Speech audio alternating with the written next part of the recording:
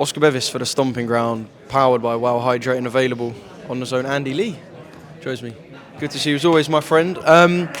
Press conferences sometimes can be a little bit dull, but when you've got two fighters with personality like that, having their little digs at each other, when you've got two sets of supporters as loud as that, today was a really, really entertaining one. Yeah, that's what people want, don't they? They like to see that. And I don't think either fighter hates each other or there is any real hatred of each other. I just think that they want to prove themselves to be the best, and that's where it comes from. But it was nice. Nice press conference, yeah. Talk to us about how this fight materialised from Paddy's side. I was there at the brilliant fight between Lewis Crocker and Conor Walker. Paddy was ringside. I know he said a couple of things to Matchroom and on the broadcast. There was a point where Lewis was talking about jumping in with Josh Kelly at late notice, but we've ended up here with this brilliant fight.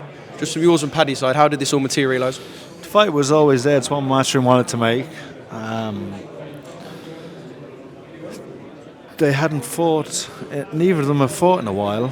Paddy fought in May. I think Lewis fought in June, so it's been a while. But the fight's been there. Now is a good time for it. The date's right. Paddy's the right age. He's 26 now. And as a welterweight, that means he's coming into his prime. I know there's some brilliant Irish talent out there, some kind of on the cusp of big things. Is this the best Irish fight you can make right now? Yeah, I don't see any other ones, do you? I can't think of one off the top of my head, but these two are the best two in Ireland, probably pound for pound, and they're going at it. And there's a big prize at the end, number one contender in the world. I know there's this north-south thing that Lewis said he doesn't kind of want to get involved in, Belfast, Limerick. But you said it's not about that. Yeah, it's not about that. I don't know if that was a narrative that either guy want in the fight to try and build rivalry or try and make it something perhaps it is or isn't. But from your side, you said, look, it's not about that. This is two fighters representing the country who are both good at doing it. It's not sectarian. It's like Paddy will have a lot of fans from within Belfast at the fight, I think, and Lewis will probably have some fans from the Republic. So it's not about any of that. There doesn't need to be that. The fight sells itself on the skills of the two boxers and the following of each fighter, the fan base. Yeah. What did you make of Lewis's fight with Conor Walker? Lewis said up there that was the worst version of him and the best of Conor. From what you saw, what did you make of Lewis's performance? Why was it? Well, I don't know. Do you know any? Have you any insight why it was the worst version? Well, he mentioned something on fight week. I'm going to probably take a stab at an illness or something along those lines, but nothing that he's mentioned that I can kind of rack my brains to. No, I don't. I thought, listen, Conor Walker's a very good boxer. He's in line now to fight for the British and Commonwealth against Harry Scarf. Well, Conor Walker is very good and tricky and effective, but very different from Paddy. So it's not a fight where you can compare the likes, because Paddy and Conor's probably got two completely different styles. But they are a nice little trio, and it wouldn't surprise me for Paddy and Conor to fight somewhere down the line. Yeah. Tell you what, that's a brilliant fight. That is a really kind of entertaining little trio, as you say. What sort of fight are we going to get between the two then? Not, I can imagine, as much as we'd love to, not what we saw between Lewis and Conor. Are we going to get pockets of that? Is it going to be quite standoffish? How do you think this fight stylistically will look to the fans? Paddy's not going to run from Lewis. Our plan is just to be there with him. Punch when he punches.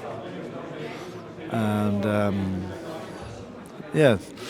Well, I think, he'll be surprised by Paddy's power. It'll make him reluctant to open up, I think.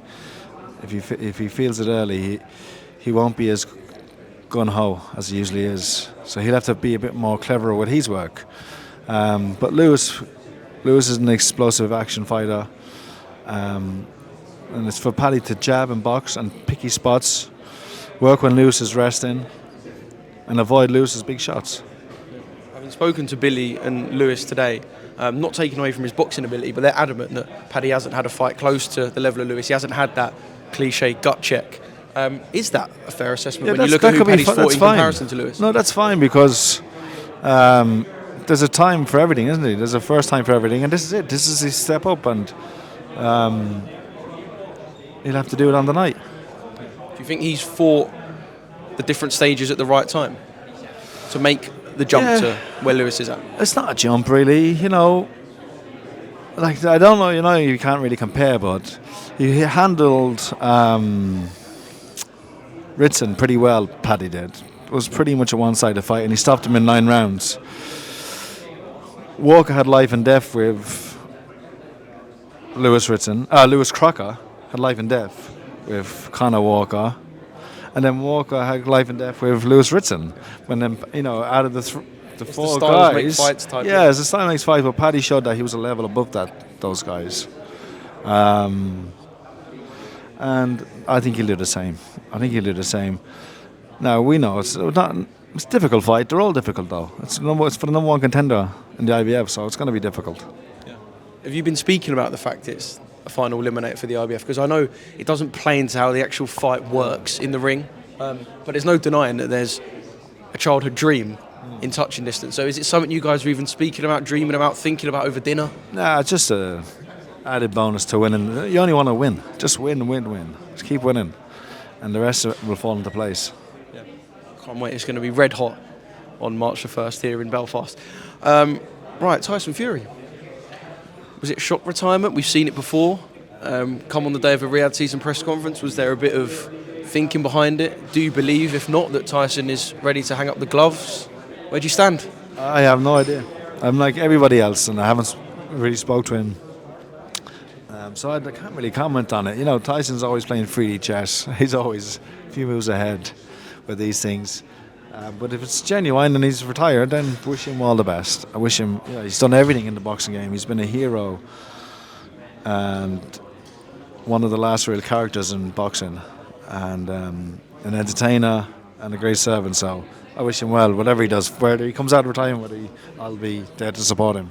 Yeah. When you talk about his legend status and the fact he's been a hero, sometimes when someone has that, even if there is things left that we want to see, like the Joshua fight, when someone has that behind them, sometimes you do just want to see him hang up the gloves. I've heard a few people say that. Have you got a side of you where you would be quite happy and quite content, despite the Joshua fight being there, to actually see Fury just walk away? Yeah, whatever makes him happy. If he does walk away, then I'd be happy for him. Yeah, I think, as I said, there's nothing left for him to prove.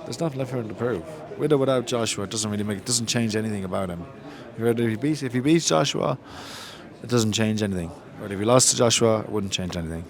Have you spoke to him since the Usyk defeat? Briefly, yeah. But texts here and there. Yeah.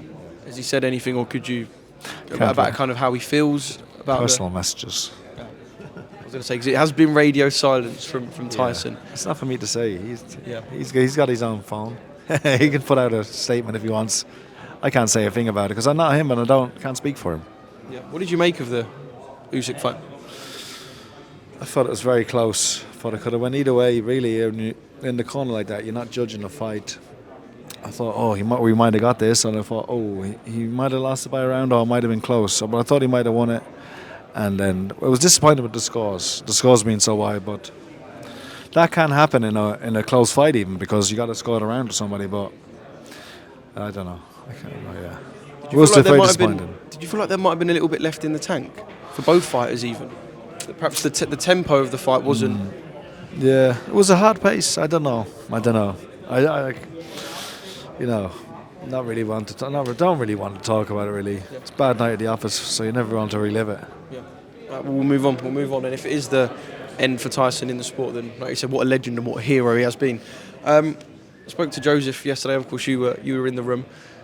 You believe Daniel Dubois is overlooking Joseph Parker, and like Joseph said to me a couple of days ago, when you go into the ring and call someone out inches from their face, it kind of gives quite a good impression that might be the case. I don't know. I wouldn't say like to overlook somebody. I think once that thought enters your mind subconsciously, you can't help but look past them. I know in a sense you're already planning for the next fight. We have no other fights in mind. He's talking about fighting Usyk, but he already fought Usyk, and look what happened. You know what I mean? So. Listen, it's a big fight. We're not trying to look for any false confidence. I believe Joe can beat him on the skill alone. I don't need anything. I don't need him to be looking past Joe. I hope he's focusing on Joe. What did you make of Daniel at the press conference? Daniel should just say, listen, guys, you know what to expect from me. I'm not a great talker. Stop having a laugh at my expense. I'm here to fight. That's what I got paid to do. I don't get paid to talk. Good luck with your press conference. I'll be here to tear your face off and say goodbye. That's, you know what I mean? You feel like that's what it is sometimes. It's kind of laughing at the fact that you're going to get kind of pretty short, dry answers from Daniel. Yeah. You know, you're never going to get your Muhammad Ali-esque Shakespearean But he does lines. well. He does well sometimes, and he is getting better. He's a lot more confident, but I don't know. I don't know what it's like. It's like a big joke. I'm not sure if it's at his expense, but I don't know. I just think he should just. I don't know what to say about it. I do know what I want to say, but I won't say it on camera.